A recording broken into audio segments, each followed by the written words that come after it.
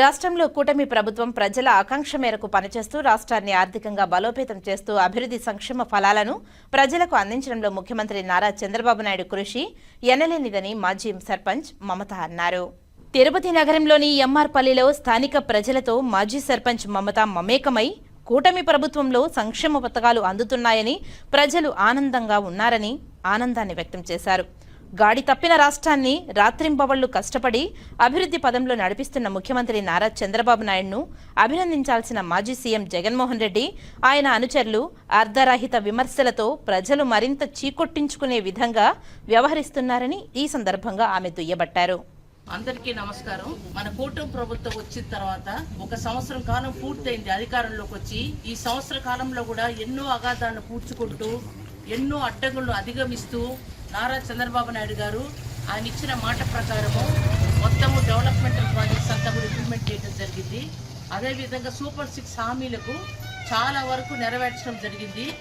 ఈరోజు ముఖ్యంగా శుభపరిణామం ఏమంటే మనందరికీ ఎవరికైతే పిల్లలు ఉన్నారో ప్రతి బిడ్డకు గాను తల్లి ఖాతాలో డబ్బులు వేసే కార్యక్రమం ఈరోజు జయప్రదంగా జరుగుతుంది.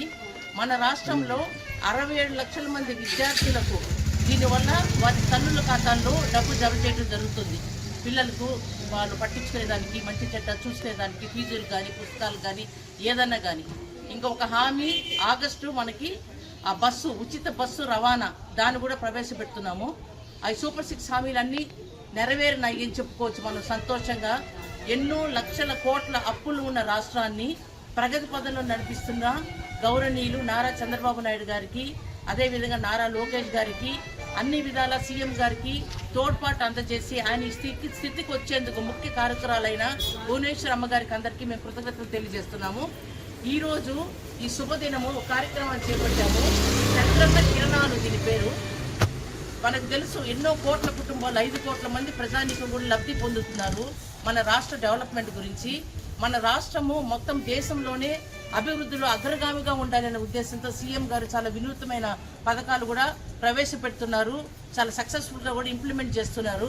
ఆయనకు కృతజ్ఞతగా ఆయనకు సంబంధించిన ఉద్దేశాలు ప్రజల వద్దకు పోవాలి. అదేవిధంగా పథకాలు వాటికి సంబంధించిన ఇంప్లిమెంటేషన్ ఏదైనా సాధక బాధకాలు ఉంటే కూడా ప్రజల నుంచి తెలుసుకోవాలనే ఉద్దేశంతో చంద్రన్న కిరణాలను ఈరోజు ఎంఆర్పల్లిలో ప్రవేశపెడుతున్నాను.